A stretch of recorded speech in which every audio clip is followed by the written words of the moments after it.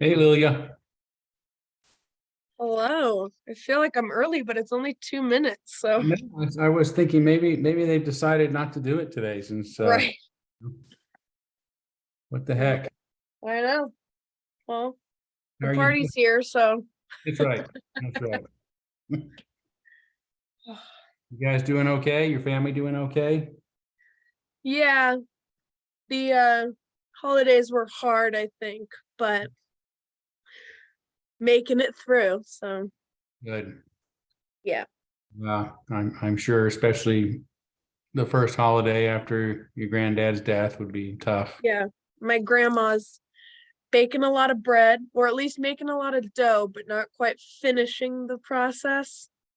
That's our current spot. She's in like Oh, okay. an episode. So we're just riding the ride, waiting for the bread. Good. Well, dough is better than nothing at all, I guess. Yeah, right? Maybe she makes the best banana bread in the world, so maybe I'll get some. I'll hold Yeah, out. good.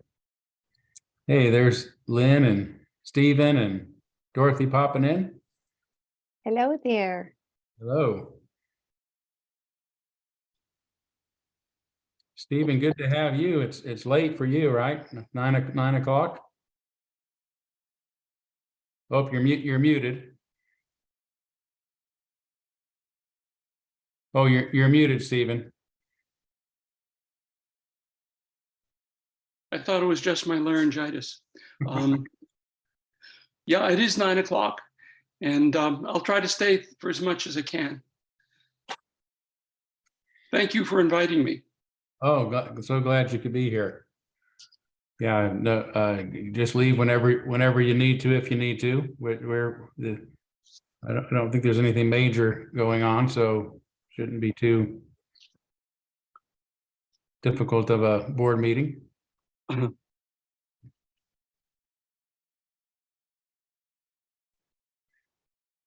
Hello. Hi, Daro. Hi. Well, guys, I know that Candace for sure may or may not be joining us based on a flight issue. She got stuck in Denver yesterday and is supposed to be coming in this evening.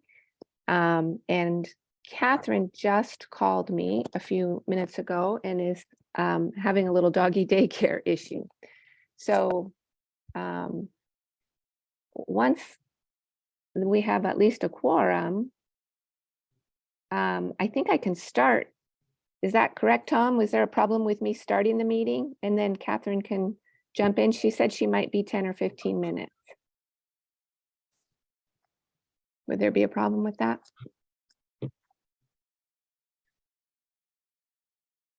Maybe he's not there yet.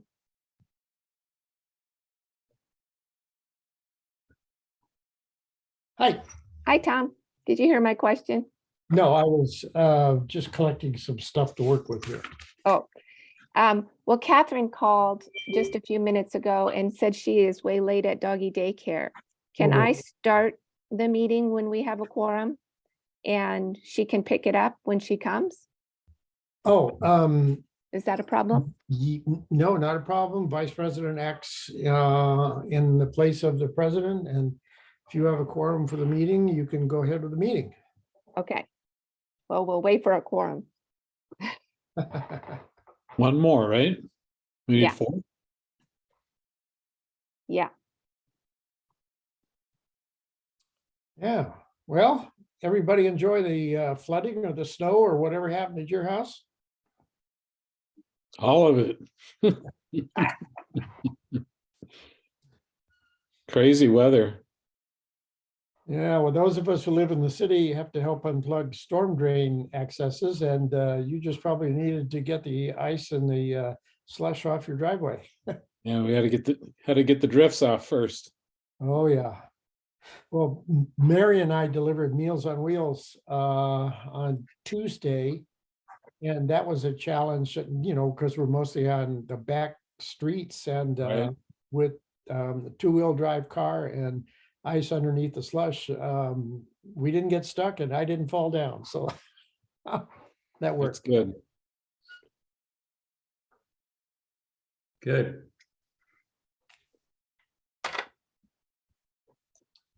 Hi, Dick.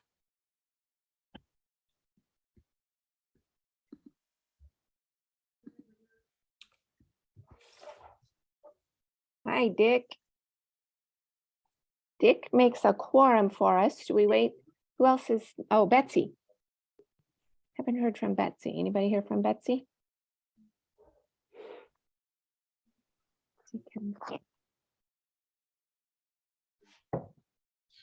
I could try to contact her if, see what I've got by way of contacts.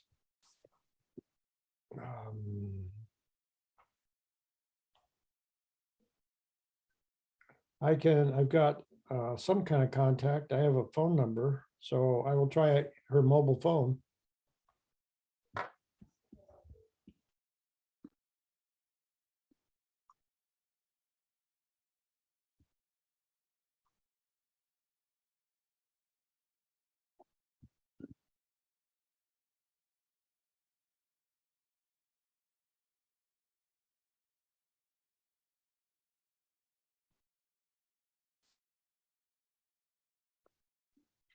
She said she will be right there. Great. Well, we may as well wait just a little bit. And enjoy Dorothy's puppy face. Oh, look at that. Oh, yeah. So cute. And well behaved.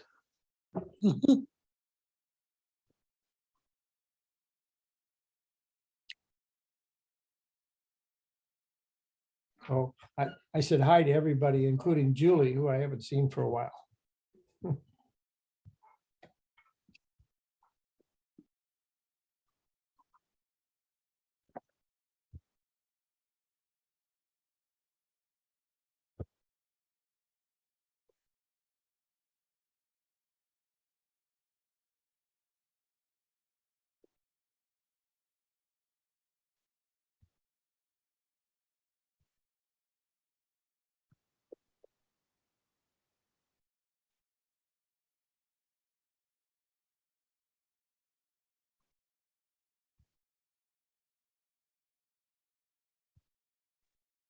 Well, maybe we have a quorum. Let's go ahead. And I'll call the meeting to order at 6:06, Dorothy. And we'll just do the basics, hopefully, and more people, certainly Betsy and I'm sure Catherine will be joining us.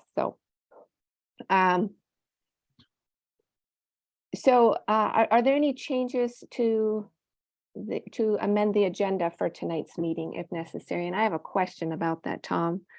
But first I'll open that up to any other board members. Anybody else need to change anything? No, looks so good. Looks good. Okay. Tom, I want to add an amendment to the motion, actually from Candace. So do I just wait till that comes up? I don't have to do that right now, is that correct? No, as somebody has to move the motion and then it can be amended. If the motion came out of your exec committee agenda making, then theoretically, 4 people may not have seen the motion until it arrived in their email. So putting that motion on the floor, then it's subject to amendment or change or withdrawal or all that kind of stuff. Okay, so it's not really a change to tonight's agenda. It's just an amendment to that particular motion. So I'll just wait till that Sure. part of it and add it then. Great, thank you. Okay, and then the next thing is our opening words from Reverend Eckloff.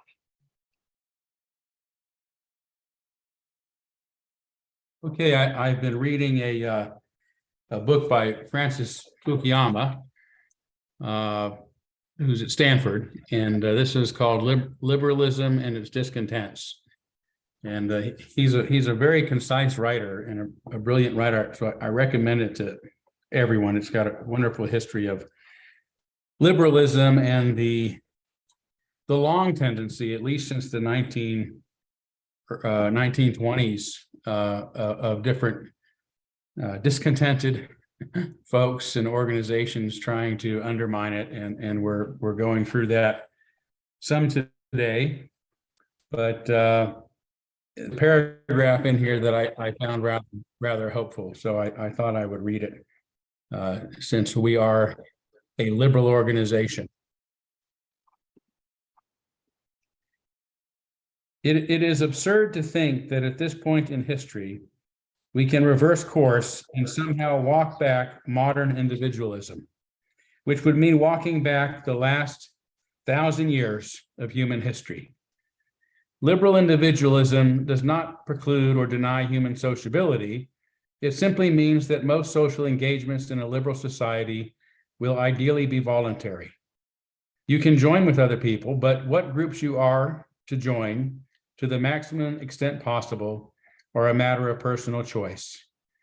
This is what creates the civil society we see around us.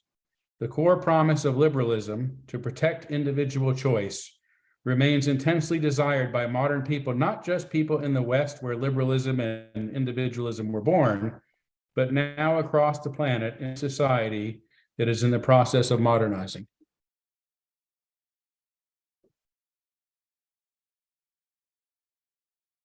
Just one comment that occurs to me is he's following a line that was laid down by Alexander de Tocqueville and the Free Association of Individuals. And that was back in what, 1815 or some such. Yes, right. Very appropriate. Thanks, Todd. You're Ah, welcome. Catherine's here. Great. Yes, I'm here. So now we need to move on to amending or approving the minutes. Does anybody need to amend the minutes from last time?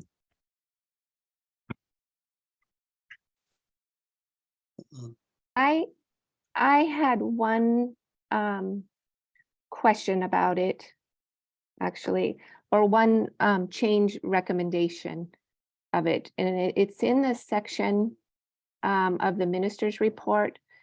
And the sentence says that Tom Mosier stated the bylaws allow joining, referring to NAUA. However, if funding is provided, a congregational vote is needed. And I'm wondering if we couldn't change that to just say, Tom Mosier reported the bylaws do not prohibit the congregation from joining an organization.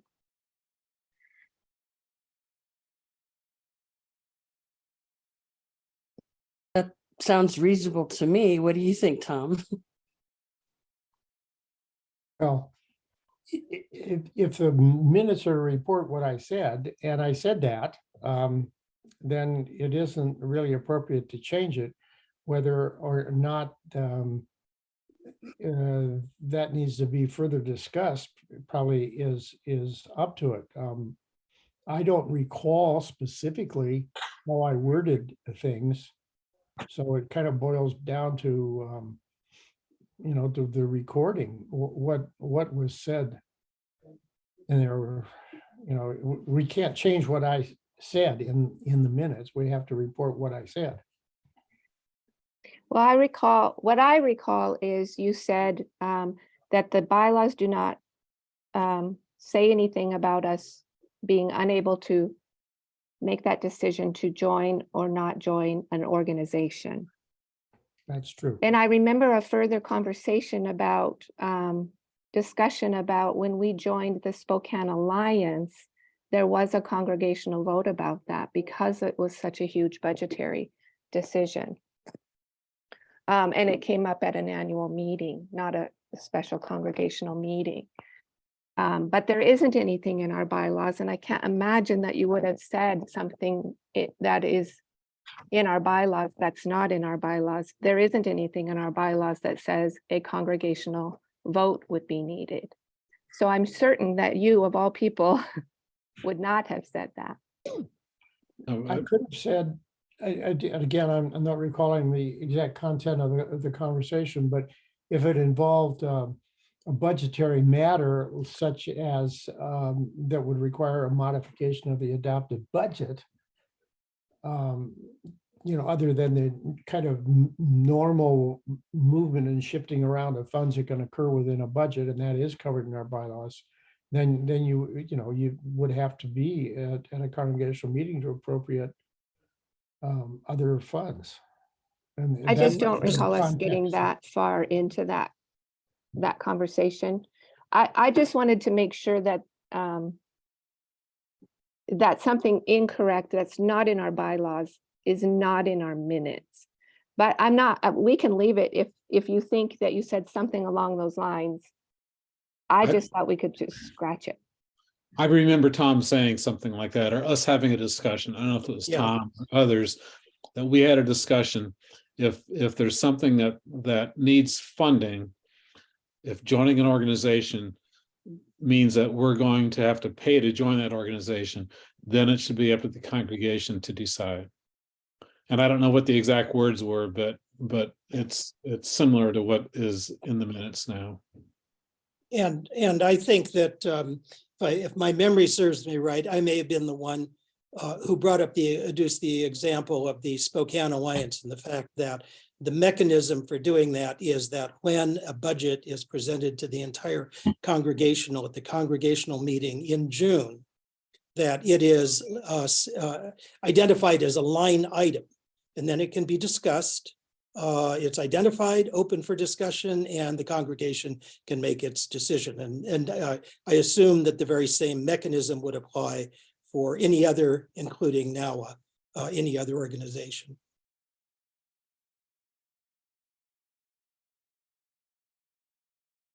Any other needs for amending the minutes from last board meeting? Yes, Jean Larson. Yes, I listened to the board meeting and then read the minutes yesterday, and the operations team report had an item in it that I think should go into the minutes, and that was the new charge to the Building and Grounds Committee. It seemed to me that was an item that should be recorded in the minutes.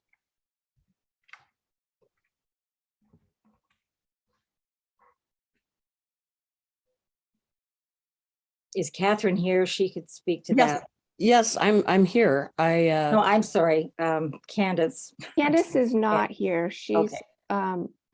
got a flight problem. She might be here later if her flight gets in, but Okay. she's not here now. So there was something you spotted in the minutes about the building and grounds. What was it in the building and grounds? There was nothing in the minutes about the building and grounds. And Oh. the operations team reported that a new charge had been written for the building and grounds team. And that seems like an item of business that should go into the board minutes. I think it may be in number 6. Number 6 addresses that in the minutes. Do you want me to read it? Yeah, please do. The team wrote an official charge for the building and grounds team, charging them with implementing projects identified by the ops team as necessary and within the purview and capability of the team, according to seasonal task lists and at the direction of the ops team and or the operations manager. Julie Jose agreed to serve as the team chair, and Julianne Morse agreed to be a liaison between the two teams. Okay, I see. It has been addressed. I must have missed it. Okay, thank you. Thanks, Dorothy. Can I ask about the previous one we talked about, Tom Mosier stated, is that going to be changed or not? I think it should be left as it stands. I think you take such excellent notes that there's no reason to doubt that you got it right. And I think those should stand, and then the minutes this time will just show the discussion between Lynn and Tom. So Well, not necessarily. Oh, okay. I think that's important to put in there.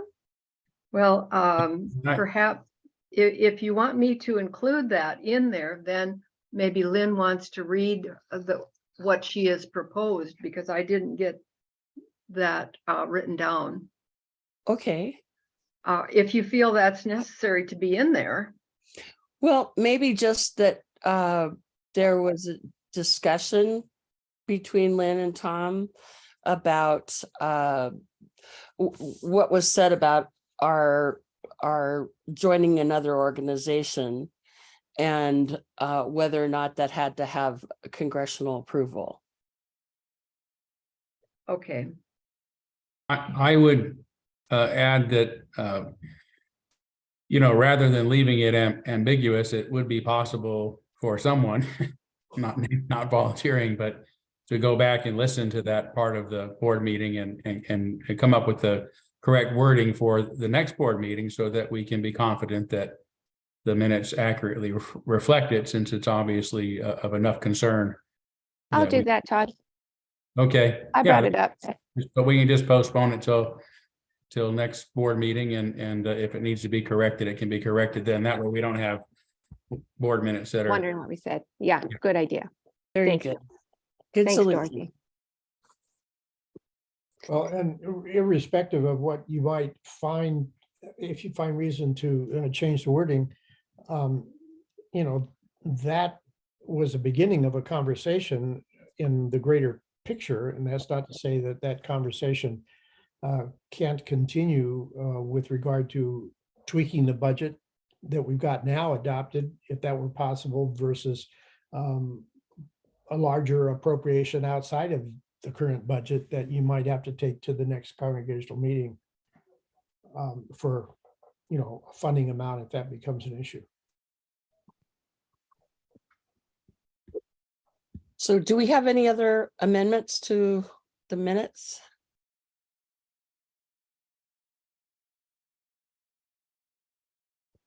I If think not, what you've decided to do is to move forward or postpone the approval of these minutes until the next, until the next meeting, if I understood you all right. that sounds right. So now it would be time for the minister's report with Todd. Okay, I don't have a lot today, but we had a new member orientation about 3 weeks ago now. I think that's right. And it was well attended, and we had a handful of folks here locally who've been coming sign the book, our membership book, and we've had a couple of folks from a distance join us as well, including our newest member, who's actually here on our meeting today, Dr. Stephen Palmer, all the way from Woodbridge, Connecticut. So Stephen, welcome tonight, and welcome to membership at the Unitarian Universalist Church of Spokane. We're so honored to have you. And while we're at it, it's always great to have Mike Long joining us from Charlotte, North Carolina, another one of our members who is in the Eastern time zone. So we know it's getting late for you both. So thank you so much for being here. Let's really thank you. Yeah. And we'll have a new member, a new member welcome ceremony at our next service coming up on the 8th. So looking forward to that as well. As for my own ventures, I went to actually I was contacted by a congregation in Alabama several months ago, and they were very supportive of what we're doing, what I'm doing, and I said, well, I've got family there. Maybe next time I come, we'll have an opportunity to meet. And so within a week, they had me scheduled and to come down and speak. So that was a lot of fun. A wonderful congregation, and very supportive, and share a lot of the concerns, at least that I have. So I enjoy being able to speak at congregations like that. I spoke at the one in Kalispell a couple months ago, and then in January I'll be going to Winthrop and speaking to the congregation there. So I'm doing my best to be as supportive to a lot of these rural communities, congregations as possible, and I appreciate the opportunity this congregation gives me to do that. As for the NAUA, I wouldn't say there's not been a whole lot of changes since the last time we met. I wouldn't say we're in a holding pattern, but we are still waiting for the proper documentation. For whatever reason, the state of Washington requires nonprofits to file for their articles of incorporation snail mail. If you otherwise, you can file online and have your approval within hours. It's been over a month now, and I've been trying desperately to get a hold of somebody at the state office, and it's worse than anything you can imagine. And I mean, I know everyone has had those moments where you're trying to get tech support or whatever, and you're just going with automated recordings. But I have not been able to get a hold of anybody except the actual secretary's office, and then they want to transfer me to the automated system. And but the average wait time for a person is over 2 hours. They have chat support, but if you hit the chat support, it says, sorry, the chat's not working right now. So I had a lot of fun calling the Secretary of State's office a couple of days ago and saying, I mean, I was laughing, I wasn't angry, but I said, this is unbelievable. But anyway, I finally about, I don't know, just before closing yesterday, I got the chat to work. And I just said, look, we filed the paperwork, our check is cleared, just wondering, what the timeline is. And they let me know it's up to 60 days for nonprofits. So we're still in that range. So, and they did acknowledge that whoever I chatted with said, yes, we can see it in the system. It's here. It takes 60 days to really get back with you on that. So that was good news. At least we found out something.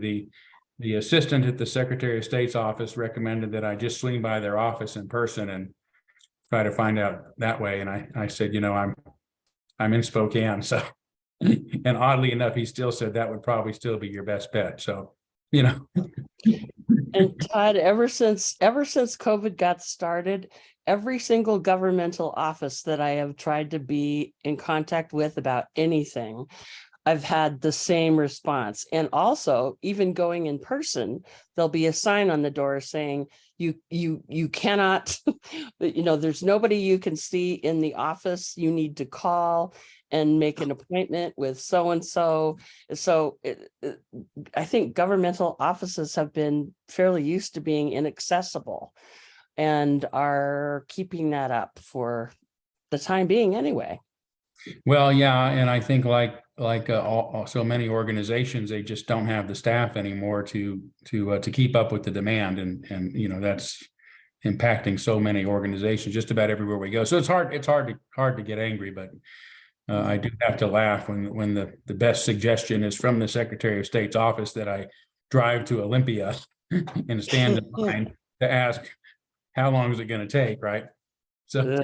But anyway, so that we're moving forward with that. Thank goodness. Lynn and Robert have agreed to act as the treasurers of the organization, so they can start keeping account of any funding and spending that's going on. And then I'll actually be meeting next week with 3 ministerial colleagues. There'll be 4 of us all together to really start brainstorming about the big issue at hand, which is how do we start providing ministerial support to a lot of these congregations that want to make sure they have genuine liberal ministries in their pulpits. So we're going to start moving forward with that right away. I think we'll start looking, we've had some volunteers step up who has some real expertise with magazines about putting together a formal magazine down the road. We'll probably start put together a team to start working on a regular newsletter. So the big weight right now is being able to onboard members. But there's been an awful lot of curiosity. We've had 2 meetings in which I've been able to answer what questions I could so far. One was our congregational meeting, as all of you know, a couple of weeks ago on a Wednesday night, and then the Fifth Principle Project also had a meeting on the Thursday following that, and they had about, I think, 90 logins, which was the largest meeting they've had so far. So there's a lot of interest in it. A lot of support for it, a lot of folks anxious for us to get started. Some folks concerned about, why we're not including the word universalism. I've tried to explain that the best I can, but we certainly will include universalist and maybe even other liberal organizations. So that's what I have. I'll be happy to entertain any questions, but. I just have one question. You mentioned the 90 people who logged into the Fifth Principle Project meeting. They were from all over, I presume. Yes. Is that correct? Yes. All over North America. Yeah. Tom. Oh, I think it's a matter of semantics, but you said we had a congregational meeting, and I need to point out we didn't really have a congregational meeting as defined in our bylaws. We had a, question and answer session that was advertised to the membership, but it wasn't a congregational meeting. Right. Yeah, I'll have to come up with better language. Do we call that a conversational conversation or congregational conversation? Yes. A congregational conversation or gathering. Yeah, we could, something like that. Yeah. So, yeah. So let the minutes reflect it was not a congregational meeting. I think that's important. So. Well, and this leads directly into the president's report. What I wanted to say is that Wait, Catherine, can I Oh, just? yes. I got my hand up, Go but ahead. it's not about NAUA. I just wanted to thank you, Todd, for your puppet Christmas special. Oh, thank It was you. adorable. And if you haven't had an opportunity to watch it, it's a lot of fun. So I would encourage you to do that. Oh, great. Thank you. I have to, since Julie Jose is here, I have to somewhat thank Julie for that, because I gave my video equipment to my son and was getting out of the the flat screen video business. And Julie has asked me to do something for the partner church program coming up, a tour of our, and I've been sort of consternating, how in the world am I going to do this? So I invested in a what is relatively a relatively cheap camera with a professional image, and that is the GoPro. I've never used a GoPro before because you can't zoom in or anything like that, but I have editing equipment that helps me do that. So anyway, I invested in that, and so this was my first project with that GoPro, and now I'll be able to do the tour properly for the partner church program. Yay, good.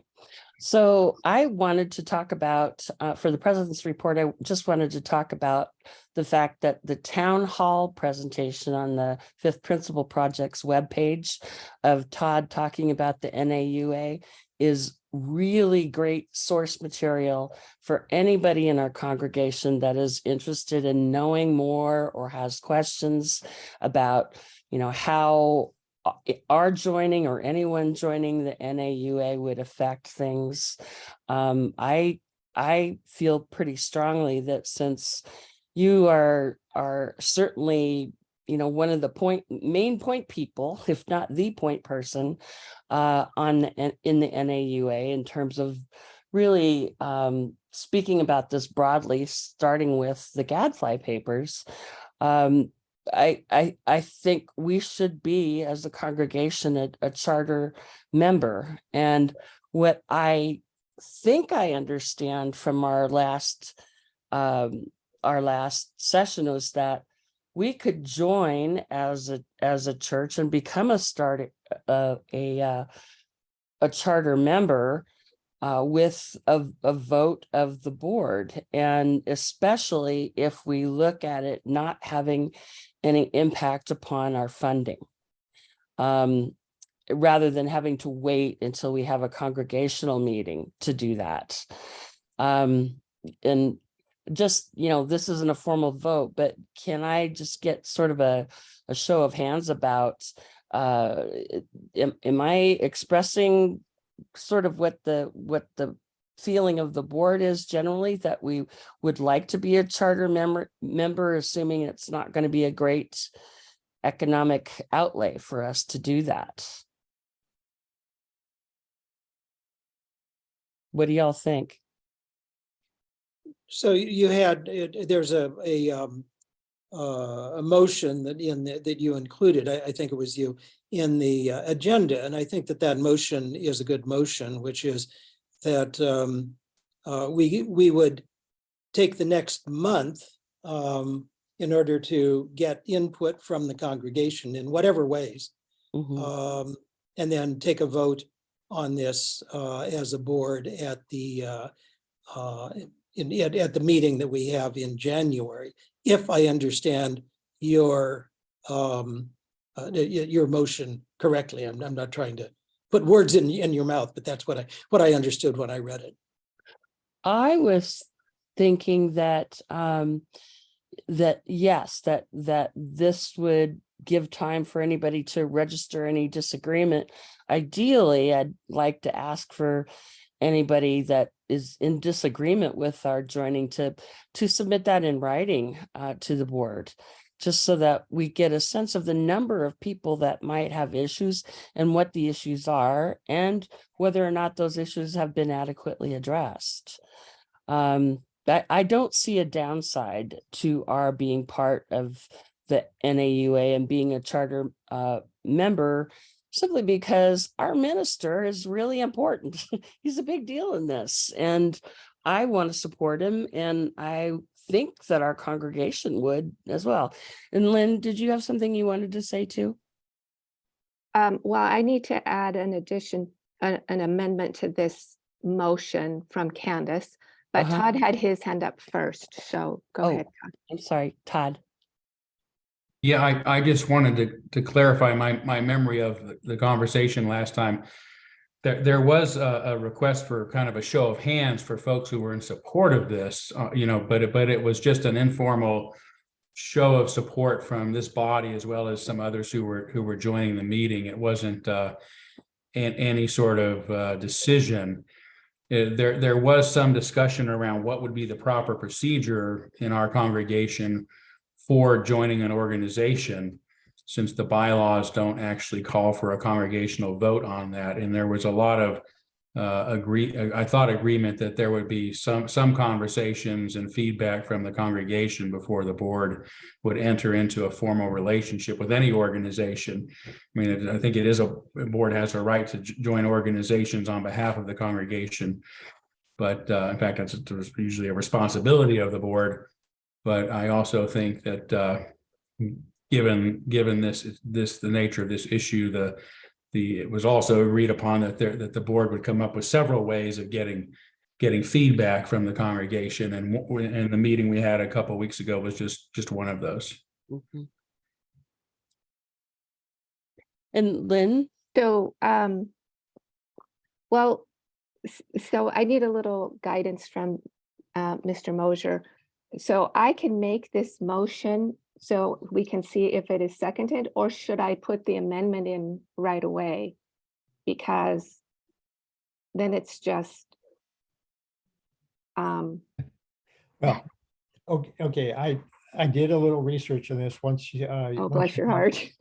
once you brought that up, and at this point nobody's made a motion, so you can entertain kind of efforts to build a motion, and then the motion can be stated. So other people can chip in, as long as the chair, that being Catherine, hasn't accepted a motion and a second. So you can Okay, reword what is there, because the purpose of that was to alert anybody getting the agenda, which is the whole membership, that there's going to be something going on involving this issue. So that's Correct. been accomplished. And you can make modifications to that and then propose it. And then it can still be modified even then. okay, If it's seconded, then it needs to be formally amended. okay. So I'm going to read this motion with my words changed, my word change that I got, and I'm actually kind of speaking for Candace. I just want to share, and I'll talk to you a little bit more about that. But it's very similar to as it is written, Dorothy. So I'll just read it as I want to say it. I move the following.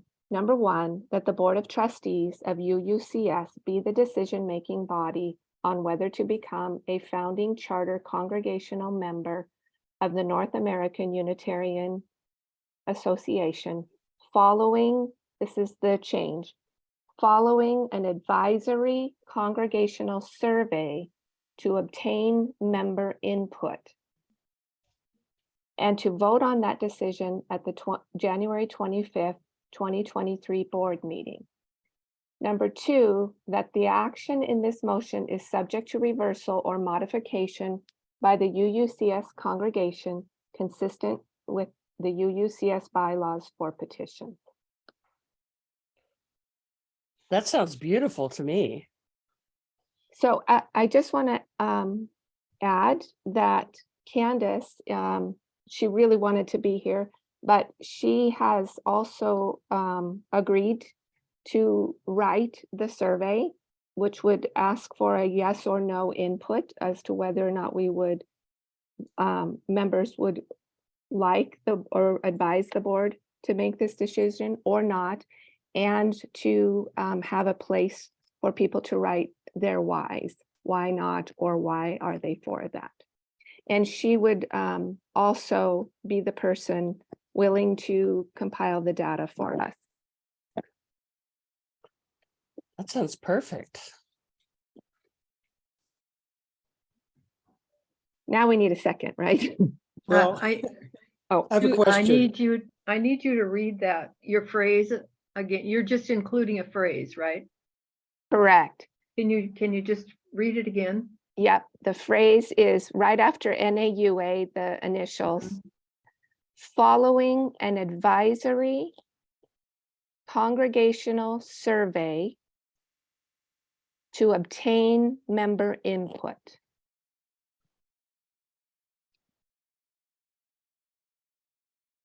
Okay, thank you. And I suggest that no one second it until other people may want to tinker with this, with this motion, because once it's seconded, then you have to go through the whole amendment, jump through all Oh, those. okay, sorry.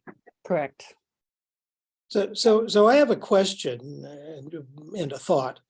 And that is, so there's nothing that I find objectionable in the motion. I'm wondering, is part two even necessary? It states something which I think is true, which is that they could be, the congregation members can follow the bylaws and initiate a petition process if they choose to do that. I think it's worthwhile bringing that to the attention of people. A question for Tom, I guess, as our parliamentary advisor is it like usual practice, advisable, sensible? To have the second part in, because I think the second part is already baked in the cake. We have our bylaws and the congregation can follow them for a petition if they choose to. Well, and I was, well, I think something like it is appropriate because nowhere is it in the bylaws clear that the congregation can override a motion of the board. It may be presumed that way. So to state that this board is willing to have their action reversed or modified by the congregation at some point, and, you know, a reasonable point, whatever that means. I think it's appropriate to have that in the motion. As I expressed to, I think to Catherine and to Lynn, I suggested a little bit of rewording there at the end with regard to bylaws for petitions. We don't really have anything in our bylaws that even uses the word petitions. It doesn't even exist in the bylaws. What they're referring to is the process of calling a congregational meeting. And I would just suggest, as I put in there, that it simply refers, say consistent with the UUCS bylaws for calling the congregational meeting. Because right now, the board is trying to override the bylaws by saying that the minister, by written invitation, can't call a meeting, a congregational meeting for this point, that 3 members of the board can't. And in fact, that would be the board overriding the bylaws, and you can't do that. So if you just say, with regard to calling a congregational meeting, then the minister could, by written request, call a meeting. 3 trustees could call a meeting. But who knows what's going to happen between now and when, in January or whatever. So I just say that be consistent with the UUCS bylaws regarding congregational meetings, rather than by petition, because that narrows it down and eliminates the other 2 that are actually in the bylaws.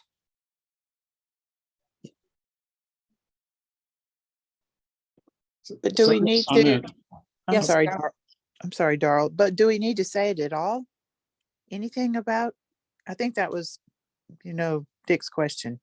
Yeah, I mean, I buy Tom's point. I think that it, under the circumstances, is worth making explicit by the inclusion of that second, as amended, that second portion. That's my feeling. I'm okay with changing that. Did you get that, Dorothy? So, okay. I think maybe when we did this initially, we were going on the assumption that if the board said, yes, we're approving this, and Todd is most likely gonna not have any problems with our joining the NAUA, that the other way would be by petition, which would be at least 25 members of the congregation. I think that's where I got the idea, but I have nothing against having it be more explicit.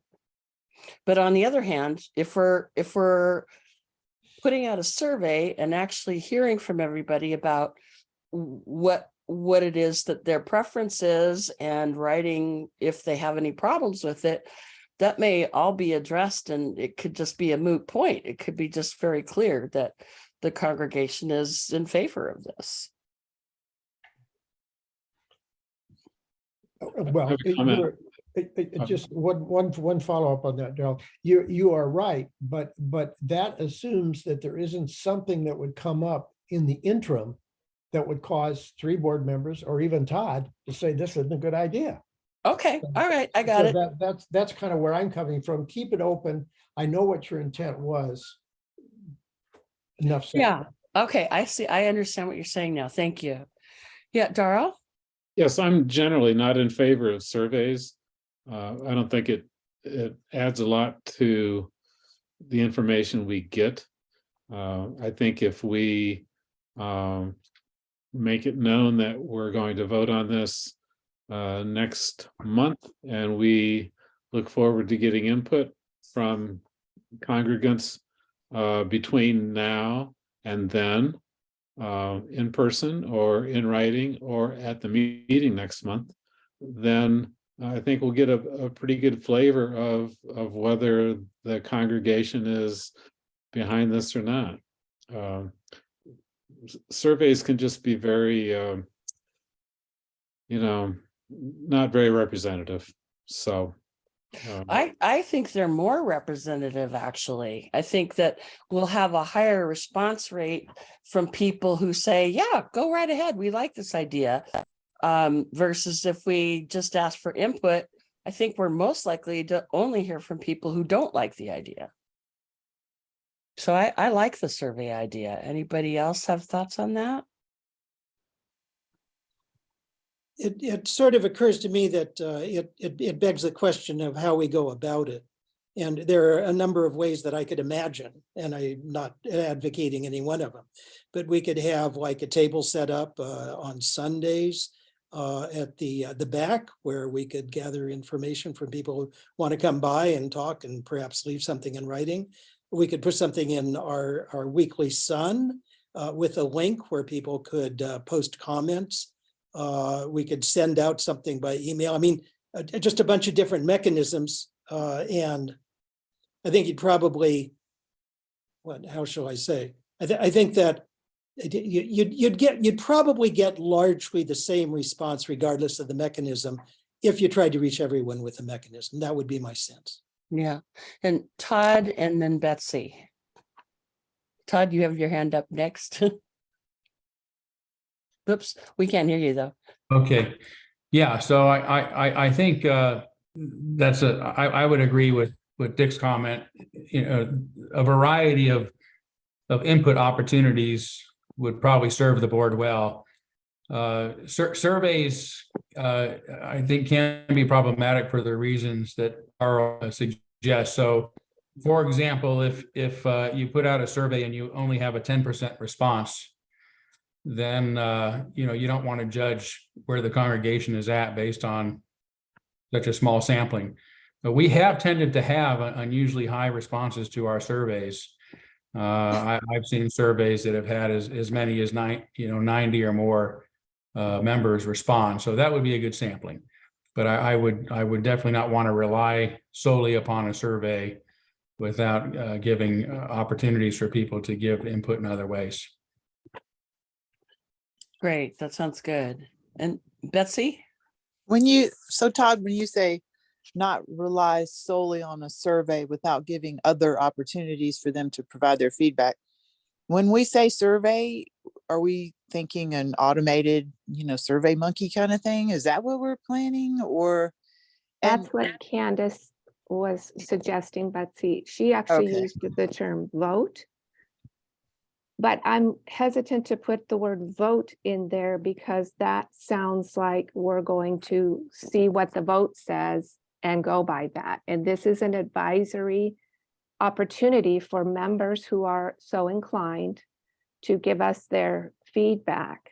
So I changed that word vote from Candace's, my conversation with Candace, to a survey. And Candace, Oh, okay. and Candace also said that that is what she would be willing to do. My issue with all of the other ideas, which I think are lovely ideas, they are very difficult to get people to come talk to you at church, to send us an email. We have done that. We got 30 some people to come to our meeting. And they were in favor of us doing this by just a straw, quick little raise of hand vote. But some people in that meeting thought it was crucial that we gathered more information in a more formal way to have the members of the congregation be more involved in the decision. So that's where Candace is, and she is adamant that it would. I'm not putting words in her mouth. In fact, I disagree with her. I'm trying very hard to articulate. You're doing a good job. Candace's view on this, even though it is something I disagree with. See, I'm learning from Kara, Todd. Yes. She believes it would be a huge mistake for us to make this decision without a congregational email that goes to everyone who has email, and for us to look at that data. And she is willing to do the work, and she believes it will cause ill will amongst our members, and certainly amongst our members and between us and the board and our members. So if we don't do that, if we do not seek more opportunities for people, even if they do agree and they want to be a part of that. And I will just add at myself at 4 4:30, 4:45 this afternoon, I did get a phone call from somebody who is in favor of this, but is adamant that we ask people. And it's not worth that much of a fight for me. So I say, send a survey and we will use it as an advisory. And if somebody else is willing to compile all of the data and help us look at that, I'm not opposed to that. So when we say survey, then we're talking emailing everybody with a link. That is what Candace suggested. Wants to do. An That's email, what she wants like to do. Okay. she called it a vote. I said survey. Okay, right. But yes, Well, that- email and data that people can just click reply, and that they would be able to say yes, no, and their answer or and make a statement as to why they are voting the way they are. Well, so in addition to getting feedback from everyone, it's also a communication opportunity because we don't do that very often. We try to not email, I think, unless we really need to, everybody with questions or information or surveys. So, and this is just an observation. So that means we are elevating or escalating this information by putting it in an email and sending it to everybody and asking them about it, which sounds like Candace's point or what she, and you are doing a good job, Lynn, of representing her viewpoint. That's what she wants to do. But I'm just kind of pointing out that's what we would all be doing if we did that. You know, we're making it a big deal if we email everybody. Well, and Candace's point is it is a big deal. Mm-hmm. So Lynn, why don't you speak for Lynn for just a minute? You're not interested in this survey, or is it okay now that it's been changed to a advisory survey and not a vote? I'm not. I have asked people to please share their thoughts for me. What are my blind spots? What am I missing here? I see zero negative consequences for us to join the NAUA. So and I get some things that are some misinformation. I get things like Todd will be too busy. Well, Todd can do whatever Todd wants to do on Todd's time. Todd is under contract with us. So Todd has to live up to his contract. So that's not really an issue. I can't really speak to what Todd does or doesn't do. He has to live up to his ministerial agreement. That's my responsibility in as a board person, and making sure Todd is doing what he's supposed to be doing. The other thing I have heard is fear of retribution from the UUA, which I don't know what will happen, what the UUA will do, but the UUA has not been treating us all that well fairly recently anyway.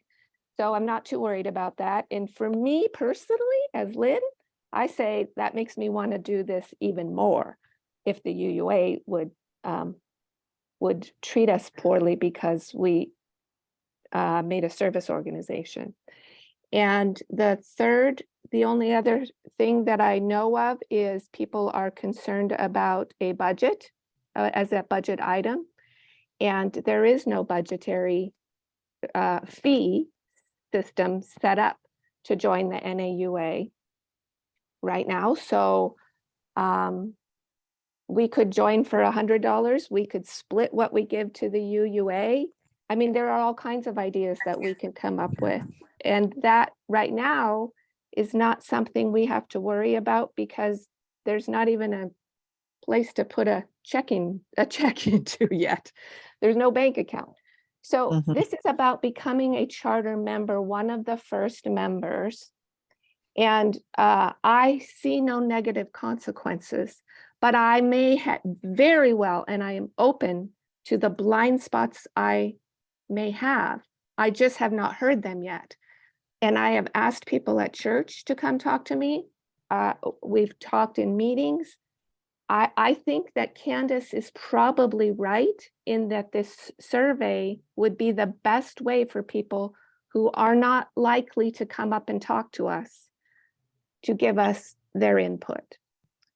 So I'm not opposed to it, but it's not something I need really before I make my decision. It could well be time that you need to put this in a motion and then have it be subject to amendments, although I did see that Julie had her hand up, not that I'm running the meeting or anything. Yeah, and Jean has had her hand up for quite some time too. I can't see that on my screen for some reason. Oh, I'm sorry. So who noticed who was first? Because I'm not seeing it on my I think screen. Jean was first and then Julie. Okay, thank you. Yes, Jean. Okay, my issue with this motion is that it's addressing two different things. One is that the Board of Trustees be the decision maker. And the second is that we join the North American Unitarian Association. And I would like to see those two issues separated. Because my problem, I'm all in favor of joining the association. And I'm not in favor of the board making that decision on their own. I think it should be a congregational decision. So I think we need to separate those two issues or people will become very confused. My understanding is that the board does have the authority to be the decision maker should we choose to go that route. But that's my understanding. I might be incorrect here. But even so, I'm thinking I like Candace's suggestion of just getting more of a sense of what's happening among the congregation who would like to give us feedback. Okay, well, if that's the case, then there's no need to make a motion about the board being the decision-making body if something in the bylaws says that they already are. I'm with you, Jean. Why do we need a motion? It's a little bit like the second part of the motion as well. And sometimes it's good to be explicit, but why do we need a motion to do something that we can already do? The survey is great. The survey is a good idea, I think, to kind of go along with the second part of what Jean said, which is that congregational approval would be, or feedback, or however you said it, Jean, would be valuable. Right? So is it true that the Board of Trustees can make this decision? Because I know to join an organization. Yeah, Excuse right. me. Yeah. Mhm. Is that clear? Yes, that is clear. I think the reason it's written that way is because we want to do it at the January 25th meeting, and we wanted people to know that's what we were going to do. So the motion was made with a time frame so that people would know that the board is going to do this. There isn't anything in our bylaws that says the board can't make this decision. The board cannot spend money like crazy, right? But there's no budgetary thing here. This isn't a budget thing. So we wanted to be super clear that we were going to do this at our January meeting. Okay, in which case then I would like to amend the wording of the motion. If our intent is to say we will be making a decision with congregational survey on the January board meeting to join the NAUA. Did I get that right? That's a different way of wording it than that we can be the decision maker. So let me look at the motion and see if I can figure out how to carefully. Well, we're not amending it yet. No, the motion hasn't been made, so Right. we're not, don't even use the word amendment. You're still. Okay, fine. constructing- We're you're still wordsmithing. constructing a We're motion. rewriting. We're tweaking it. You're right, Tom. You're right, Tom. You're Okay, Constructing a motion. okay, right, By, right. by So, committee, which is wild and crazy, but that's what's going on. yeah, wild and crazy. Yeah, good times wordsmithing. That's what we do. So, So, so while Betsy's working in that, are there examples of other organizations that the board has chosen to join over the last 5 or 10 years? You know, community organizations, things like that? I don't know.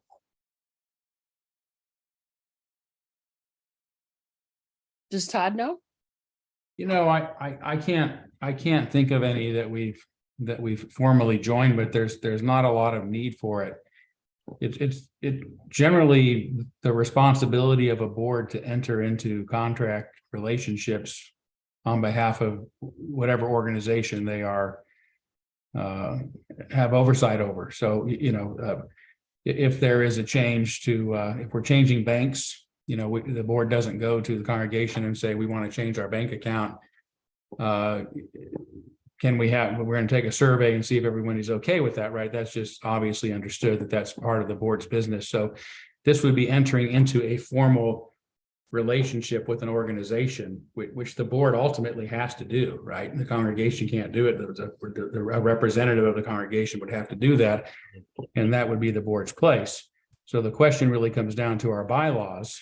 Our bylaws do not have a place where the congregation makes these sort of decisions in a congregational meeting. So it would be odd to have a meeting where the congregation would come together to make this decision. And the precedent would be, what other decisions would the congregation then say, well, we should have a say in that, you know, whether it's, you know, style of the worship services or you know, something else like that are already designated to others in the group. So I think because what we're talking about here is entering into a formal contractual relationship by becoming a formal member and a founding member at that the board it is ultimately the board's responsibility to do that.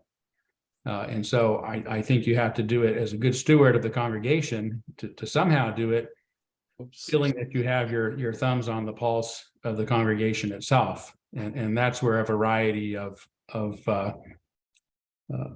means for determining that, I think will come in handy. And, you know, as far as this meeting goes, I think it's, you know, it's perfectly appropriate for the board to say, you know, we're going to make a decision on this at our next board meeting, following a variety of various forms of input from the congregation. And I don't even know if it has to be a motion that's recorded outside of a decision that you make. It doesn't hurt to make a motion of it, but I don't think you even have to do it. I think you can have the discussion and say, this is our intention, and we're going to adopt several strategies for getting input from the congregation, including a survey. I think that's exactly right. I mean, that's what I've been thinking all along, is that I don't know that we need a motion here at all. I do think that it would be very good to inform the congregation, as you know, as we're asking for their input on the survey, to say, this is what the board is intending to do. We're intending to vote on this at this meeting. Please give us your input. And I'm thinking the only other real method that we need to use beyond that is to have Todd mention from the pulpit that this is something that's going on and that we're intending to vote on this. So please pay attention to the survey and please respond to it. Yeah, or possibly have a member of the board make an announcement from the pulpit during, you know, in the interim time, seeing as how it's the board's initiative. Right. I'm curious to hear what Julie had to say. Yes. You disappeared. I'm here. What I would advise, if you are sending out survey material, please include more information. What is the organization's purpose, how much involved do we need to be founding members? I think you're on the edge as far as I'm concerned in saying that there's no financial involvement, because even if there isn't right now, I would guess there would be within a year. So I'm a little questioning that, but as much information about why we're joining this organization and what we're saying about ourselves if we do it. I would really like to see that along with any kind of survey that you put out. I think it might be good for us to include in the survey that link to Todd's discussion in the town hall meeting at the Fifth Principle Project, because I think that answers really well so many questions. Okay, well, something like that. Mhm. Is there anybody else? I'm not seeing. Jean, I realized why I didn't see your hand. Your hand is tan when it goes up, and it's right up against the tan background of your bookcase in the back. So that's why I couldn't see you. So maybe pick another color. Bright orange or something. Yeah, it's bright yellow on mine, so I don't know. Oh, okay. What changed. So do we not need the motion then? Are we just going to do this? I don't think we need a motion. I think by sending out an email survey and saying this is what the board is intending to do, by someone saying from the pulpit, whether it's Todd or someone else, please pay attention to the survey because we do want to hear from you. I don't think that there's anything else that we need to do other than on that survey provide a link to the town hall where Todd is speaking. I think that'll give everybody an excellent understanding of what this is and why we're doing it. I would include along with the link a little introductory paragraph, because not everybody is going to click on a link. It just doesn't happen always that way. Okay. Agreed, for sure. Yeah, and there's already been a paragraph that's pretty succinct. And there's also a lot in the sermon that I gave, and then we have 2 different meetings we can point people to. So Yeah. there's a lot of question answering that has gone on already. Where was the paragraph that you think is succinct? Oh, I'd have to look. I'll have to find it in my emails. I know Tom sent a version of it out to his group, and so I just would have to cut it and paste it. But it's literally just a paragraph that answers one of the most very basic questions that people have been asking. Okay, that sounds like something we should get to Candace if that's going to go out with the survey. Okay, so can we decide that we don't need the motion and that we can simply proceed with the plans that we have in place right now? Yes, my only concern is I like that date. I like to know that this is going to happen at the January 25th meeting. So I mean, I guess as long as that's in the minutes, then that's good enough, right? Yeah. Well, you can, there is some disagreement here, and one way to deal with disagreement is to make the motion, and the motion is either defeated or amended or approved. Mhm. And I don't know where you are, Betsy, whether you were continuing to reword something. But the fact that the motion set a date, and it would be in the minutes that the board intended to set a date to make a decision, that's reasonably important. That's a strong decision the board is making, and to not have that in some way pretty formally, I would say that's not in good practice. How about this? I move that the board has decided to make a decision about joining the NAUA on January the 25th at the board meeting, prior to which we will send out a survey of the congregation's attitude toward joining.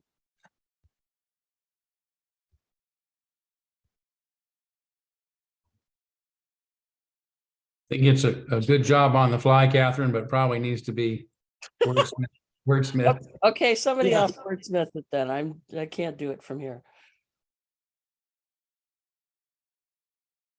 Well, so there's two questions. Todd suggested we don't need a motion at all. Tom's advocating that we do, in order to make it formal that we're going to make this decision next month. I think we're all in agreement that what we want to do is make the decision next month and get some input from the congregation in various ways, surveys, pulpit announcements, two-way information, sending it out and getting it back, I guess. Right. So I guess the first question is, do we need a motion to do that? And if we do, I do have words. I have thought how to concisely change what is in our agenda to make it reflect what I think we're all talking about, which is we are going to make the decision next month in our board meeting. We're not really having a motion to be the decision-making body. We're having a motion to indicate that we're going to be making this decision. Everybody be heads up. I Right? love it. Go for it. Read it, Yeah, Ted. good. Okay, so wait a sec. Gotta zip over to the. So Dorothy, you ready? So, let's see. Where it says, well, at the very beginning, I move the following: one, that the Board of Trustees of UUCS strike out be the decision-making body on, and replace that with will make a decision on. That's it.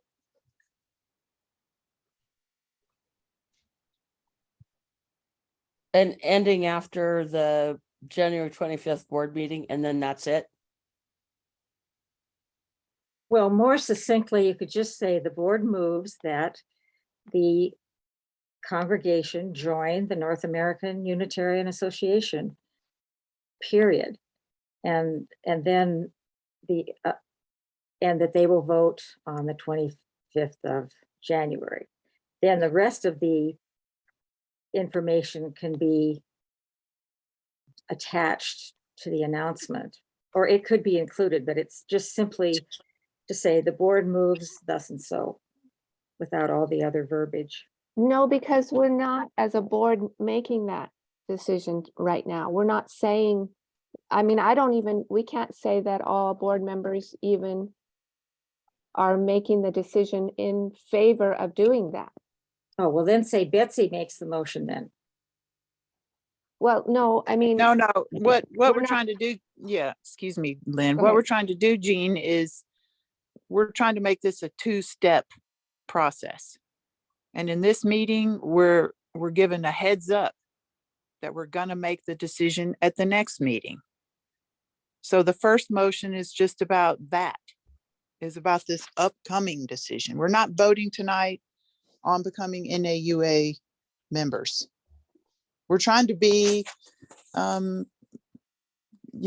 communicative here. We're trying to make sure everyone's on board and we're not doing things in a, in a transparent way, I suppose. So, right. So the first motion that we've got on the table, or not, it's not on the table. Let me not say that. Tom will jump in.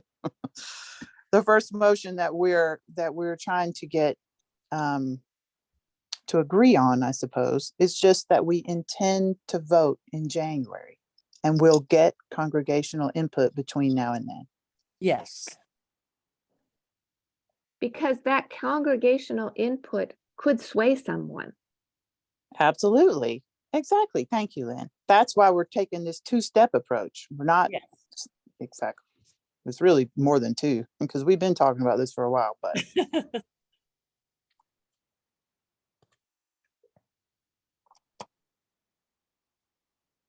that make So- sense, Dean?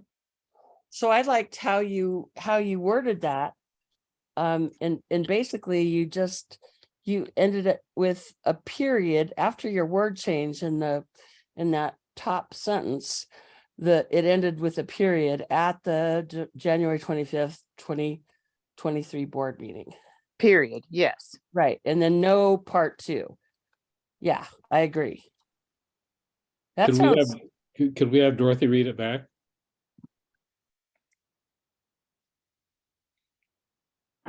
I move the following, that the Board of Trustees of UUCS will make a decision on whether to become a founding/charter congregational member of the North American Unitarian Association, NAUA, and to vote on that decision at the January 25th, 2023 board meeting. perfect. Thank you.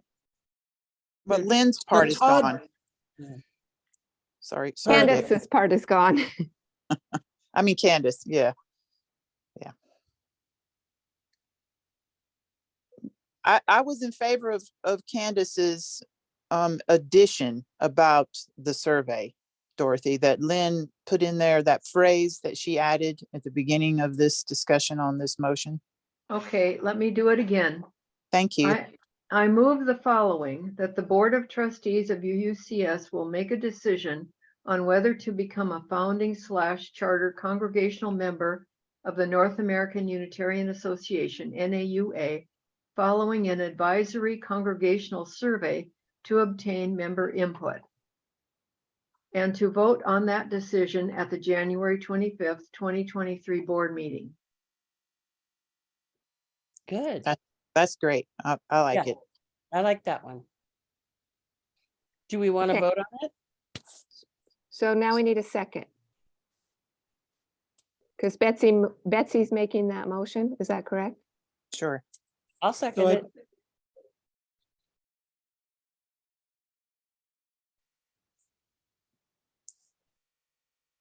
Hello? This is where you say, Catherine, it's been moved and seconded. Oh, okay. Okay, it's been moved Is to there any- second. Is there any discussion? I think we've discussed, but is there any discussion? Yes. Dick, did you have something? So Todd put into the chat, I was going to say, Todd put into the chat a draft motion and I made it even shorter. So you might want to take a look at that. But we're now, addressing the motion, a different motion, which has been moved and seconded.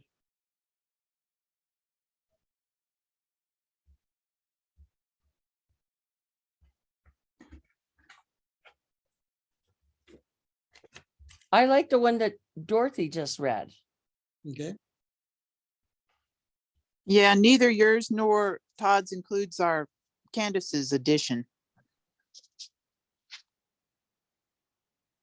Right. So is that Lynn making the motion then? No, it's Betsy made the motion and you seconded it. I second it. Okay. And having heard a second, shall we now vote? I've got a question. Yes. The question. So is the last part is point number 2 gone, or is that still included? It's point 2 is gone. That's gone. Okay. Yeah. Thank you. So I'm just wondering, would it be possible to put the motion into the chat box as text, just so we can read the whole thing?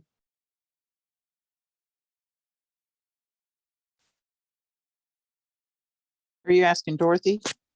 I guess so, because, right. Dorothy, how fast a typist are you? I can share my screen and we can, I mean, I like you guys' wording, Dick and Todd. It's much briefer and more to the point.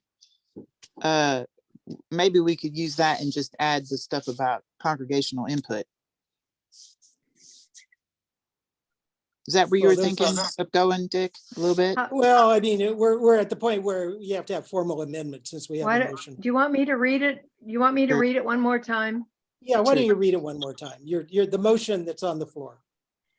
I move the following, that the Board of Trustees of UUCS will make a decision on whether to become a founding/charter congregational member of the North American Unitarian Association, NAUA, following an advisory congregational survey to obtain member input, and to vote on that decision at the January 25th, 2023 board meeting.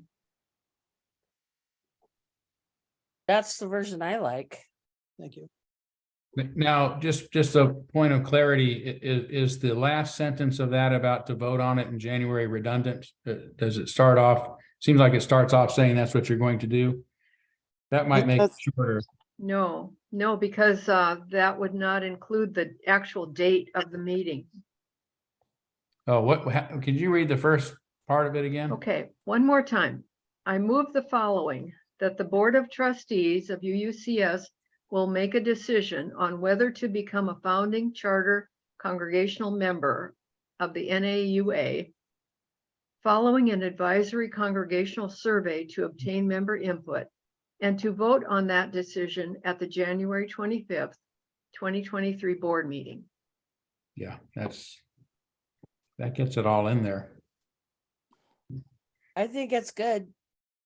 And Candace is here. So Yay! please report in and tell her I did it. She did a good advocation job.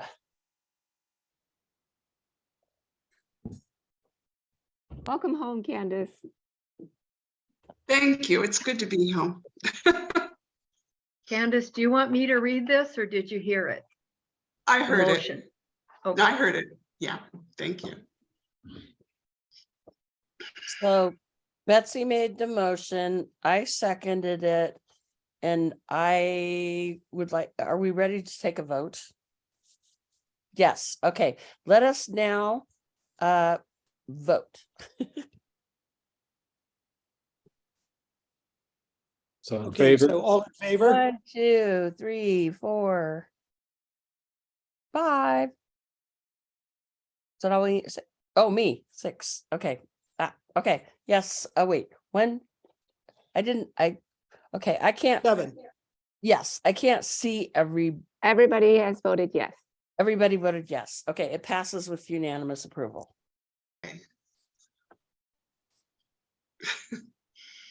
And because we've taken so long to get through all of that, we're in Candace's back. We're just in time to hear the operations team report, but I need to say, please. I don't have it. What? I don't have it because I just got home. My suitcase is still in the car. Oh, okay. And my notes were here, you know, Okay. unless you wanted me to get my notes. But what I'll do is, if it's okay, I'll write it up tomorrow and send it out to the board. And I mean, it can't really be included in the minutes because, you know, it wasn't read in the minutes, you know, Sure, during the meeting. That sounds really But- great.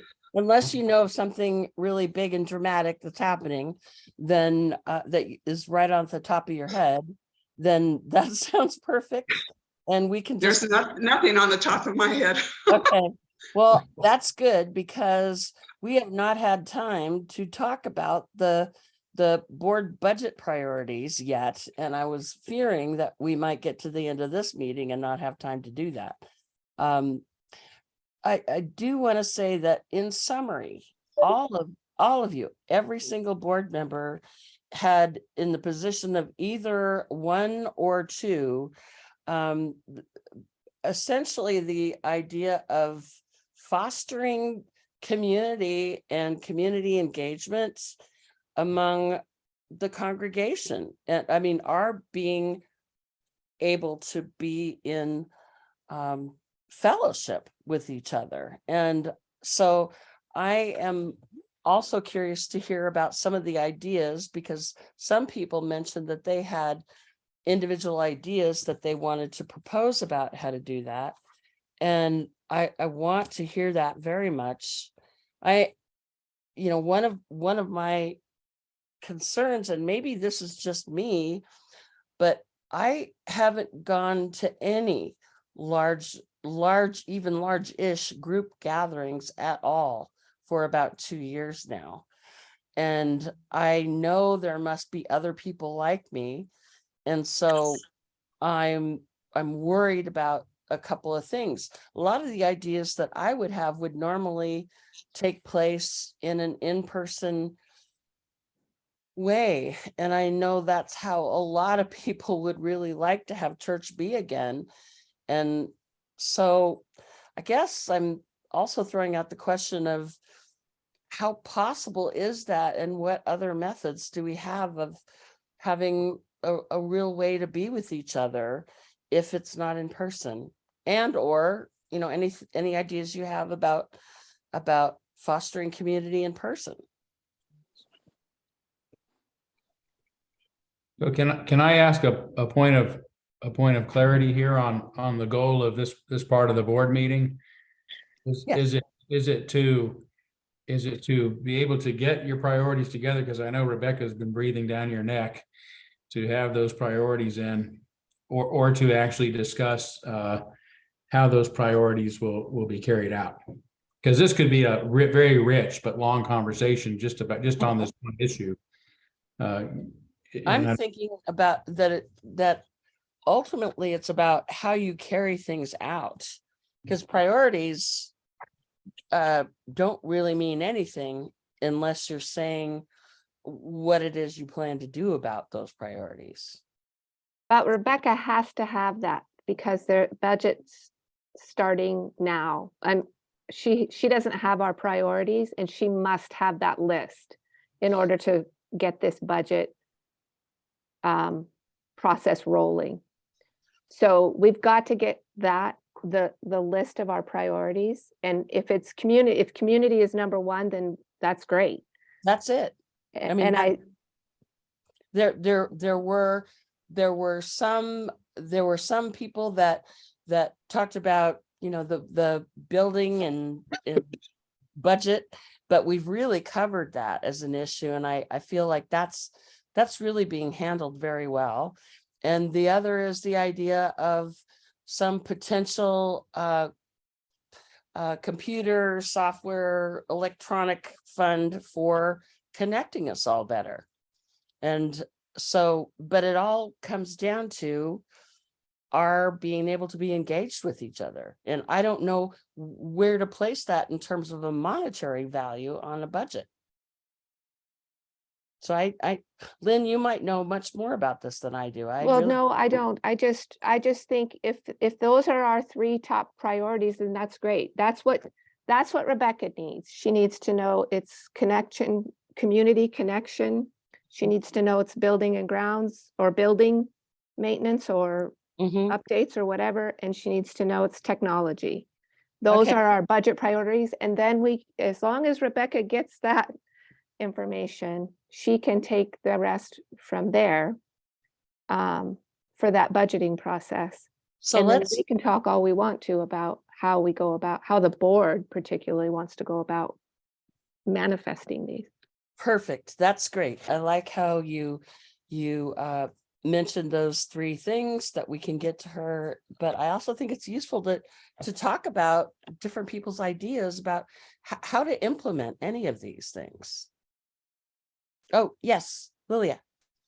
I just had a clarifying question because we had discussions about OWL and other religious education and outreach and that being a part of the budget in previous meetings. I want to know, is that included in community?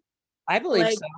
Okay, that's all. I just wanted to make sure that was covered because I know we were all kind of passionate about it. So, well, how and what do you think about? I mean, what are your thoughts about the cost that might be involved in that, and maybe get some input from everybody else on this as well?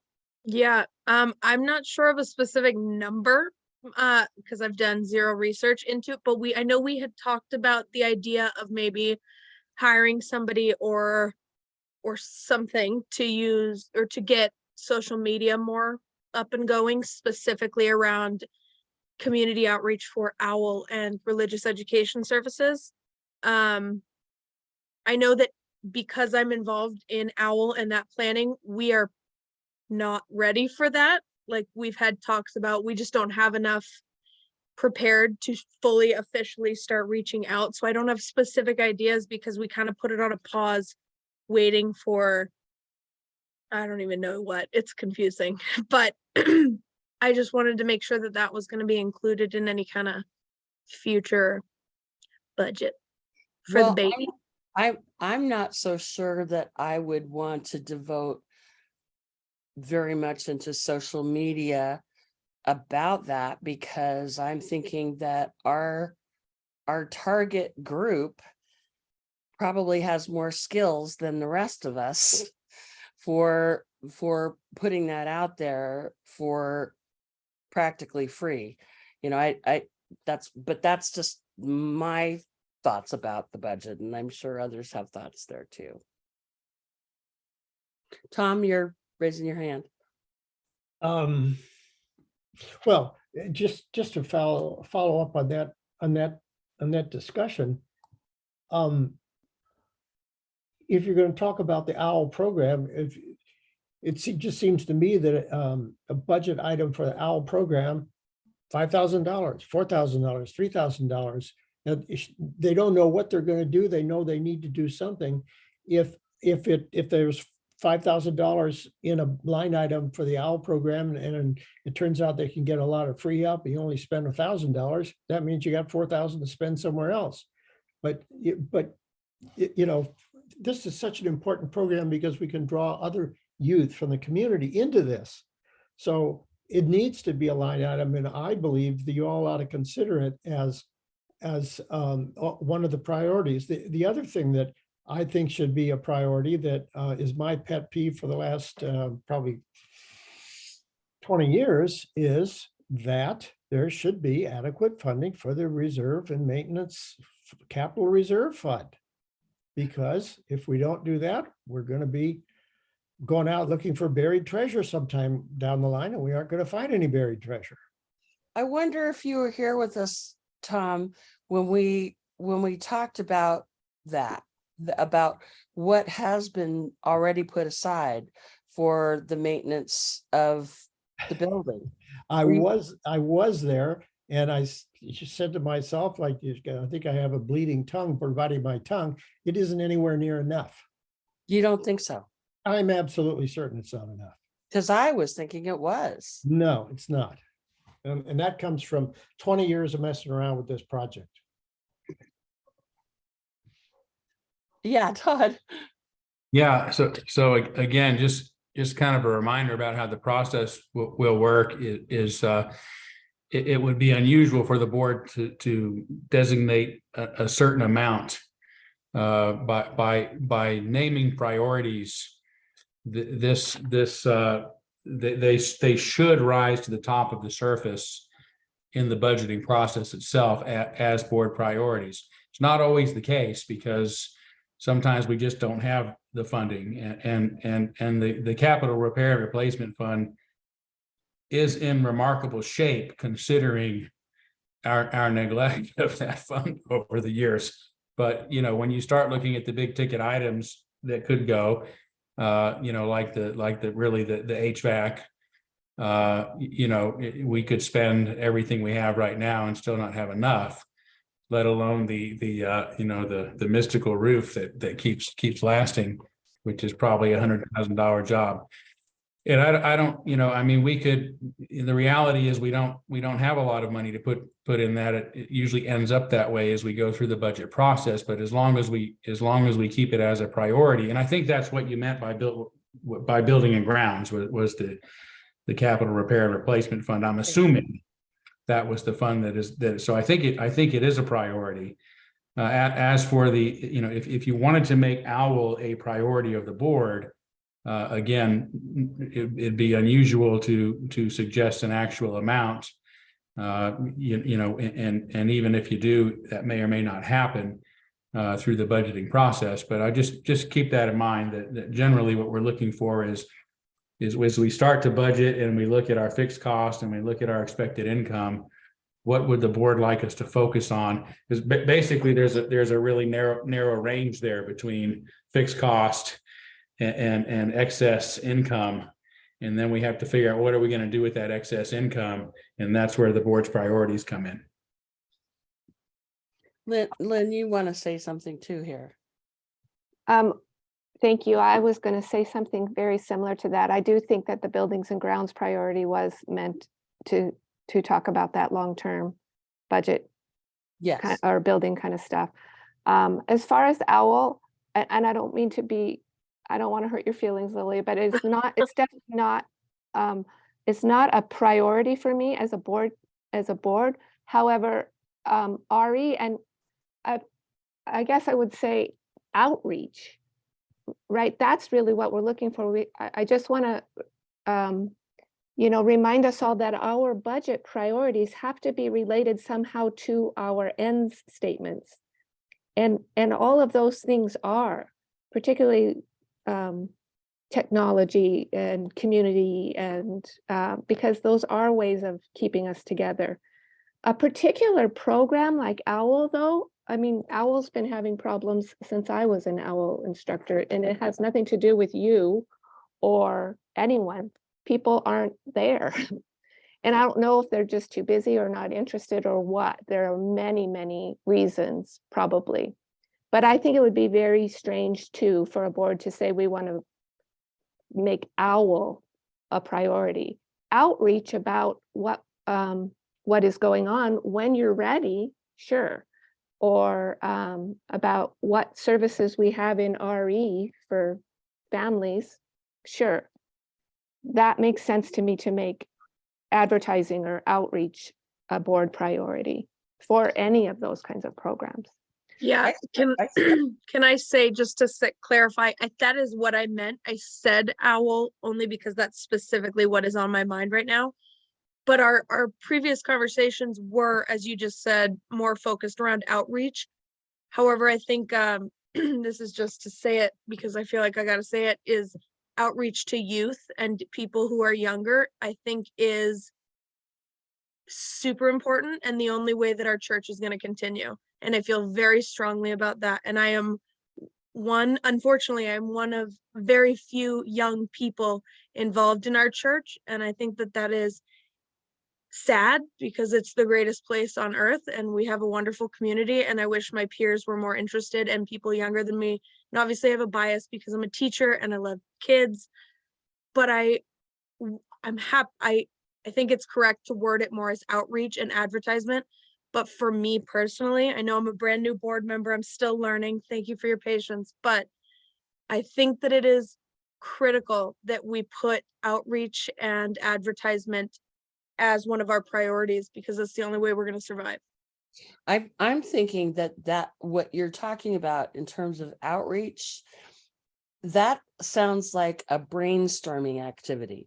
That sounds like lots of people getting together that are younger or who have younger children, all getting together and saying, look, we really want to improve what's happening at our church. How are we going to get this up and running so that there are enough members of the church that it makes financial sense for us to be able to do this? Right now, it doesn't.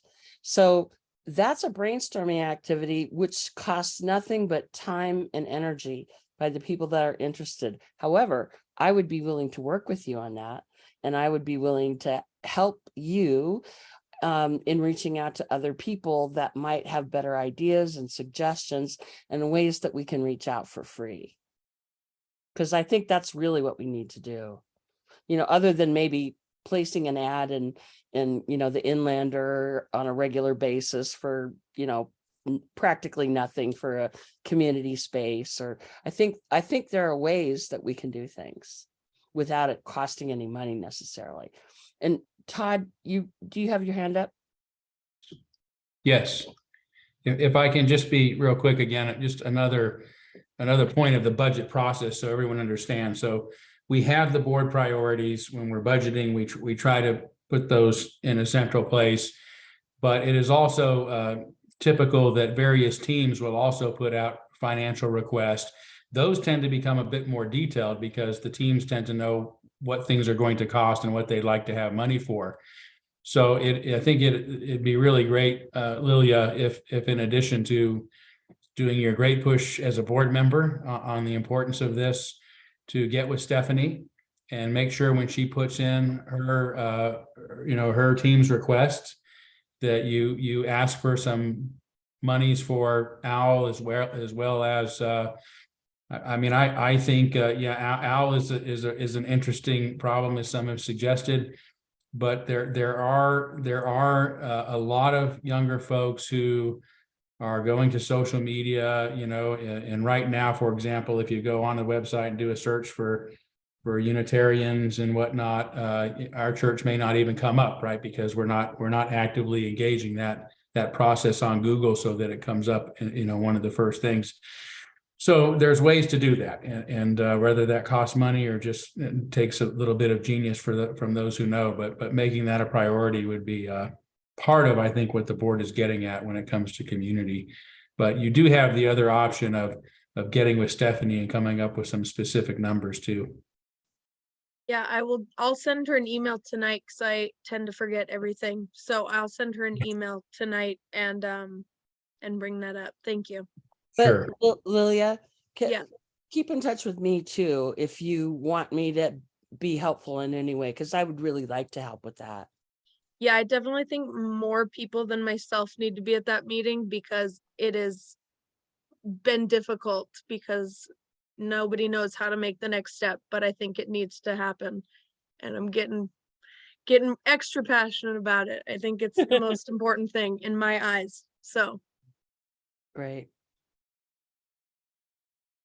In that realm, everybody needs to remember that Daniel McLay, who is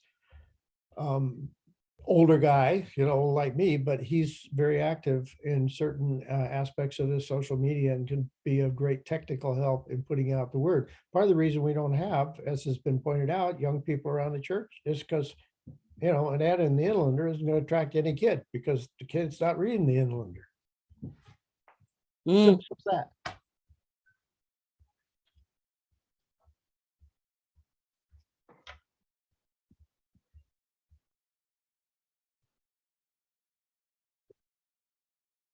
Any other input about this, or shall we move on to another item of interest? Does it anything else need to be said about ideas about community involvement?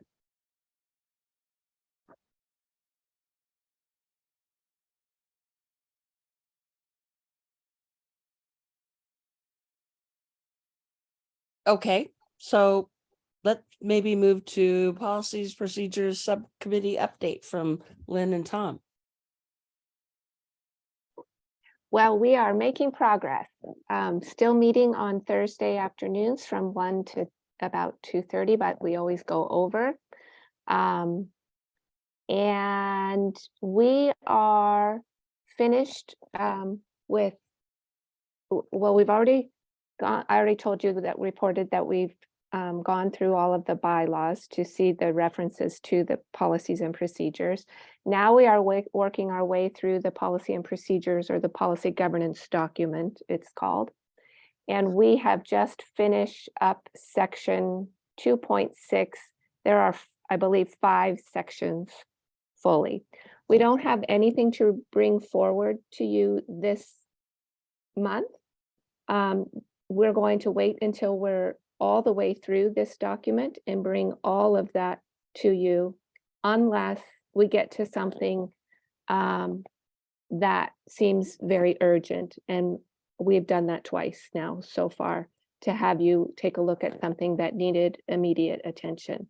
But I don't have anything like that this month, unless I'm forgetting something, Tom, but I don't think there was anything pressing.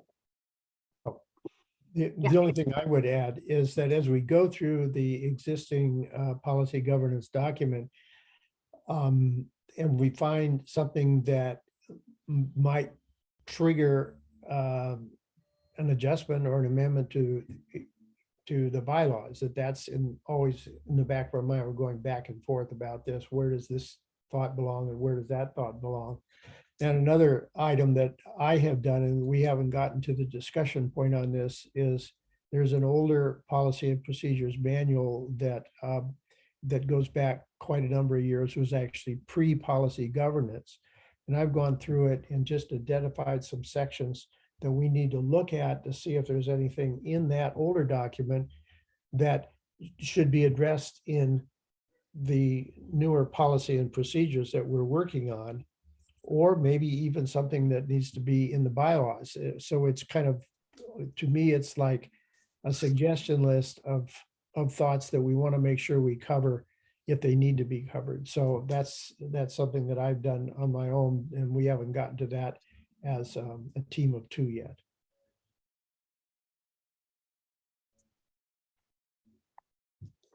That's it. Anybody's welcome. 1 o'clock Thursdays.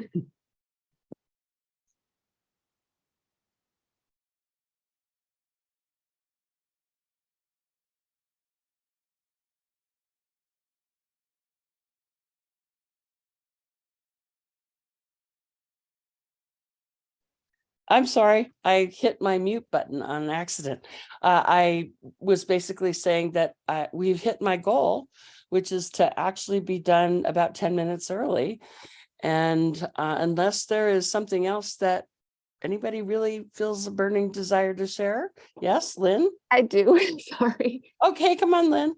Sorry. I got a phone call. I told you about it earlier. I got a phone call right before this meeting from a congregant who was pretty frustrated that she's been trying to find, to educate herself, which I thought was great, some of our previous minutes. And she said the last minutes that were available on the website were from July. Huh. So I'm not sure where to go to look for that, and she also wanted to view recordings of the meetings. I know these are recorded, but I don't know where they go. And I don't know how to direct somebody to find them so that they can catch up with looking at these meetings. So I'm wondering, Todd, if you know that, and if we know, or Candace with the operations team, how we can make sure that part of our website, or maybe it's Darrell as the secretary, but how that we can make sure that our board minutes and our board recordings are available and easy to find for people.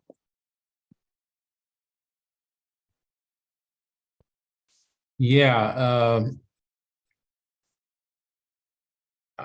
Well, I don't know the answer to that. I mean, I know with my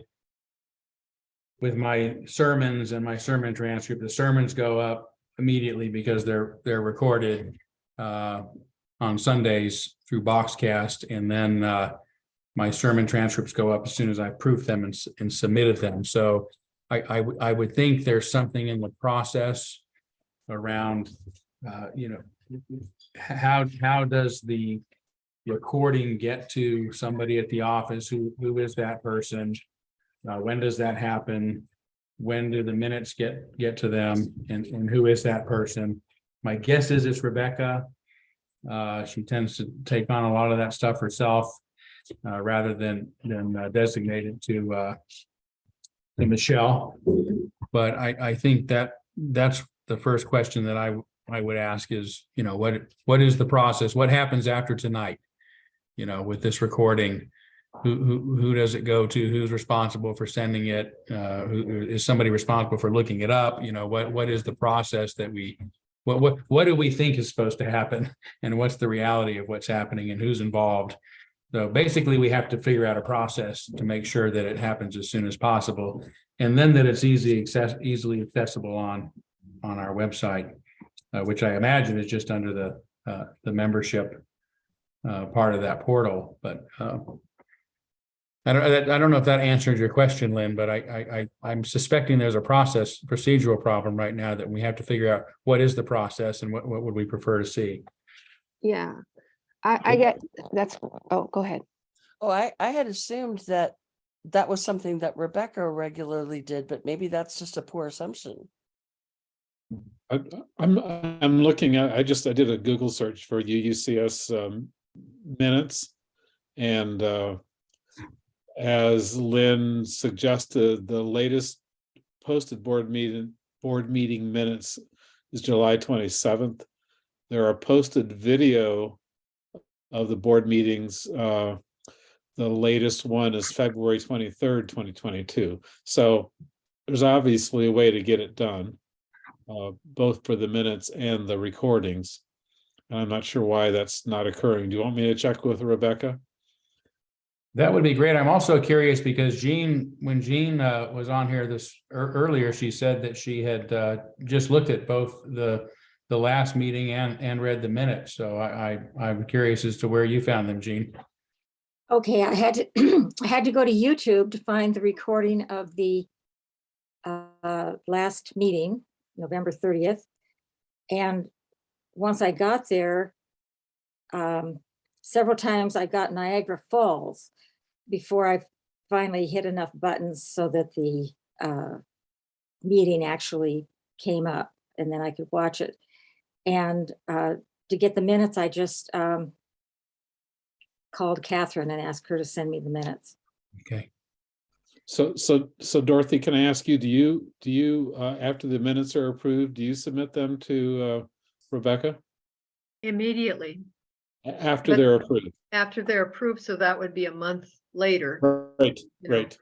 Okay, I'll check with Rebecca and see what's slipping through the cracks. This person did say that the board slivers were very helpful and that they were there.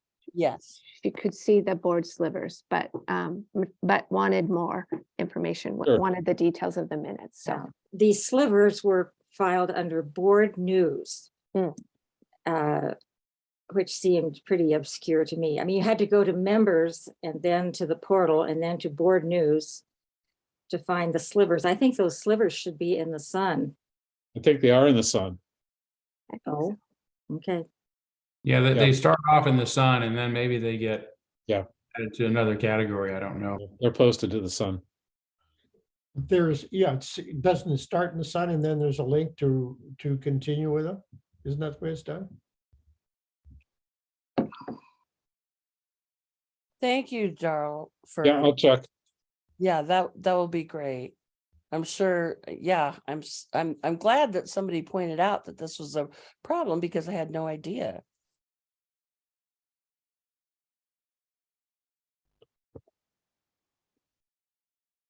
So we have 4 minutes left for any remaining business. So I move to adjourn the meeting. Okay, seconded by Lynn. Everybody's saying yes. Okay. Hey, Good night, everybody, and Thank thanks. Bye-bye. you. thank Good night, you. everybody. Here. Night. Happy New Year. Happy New Year.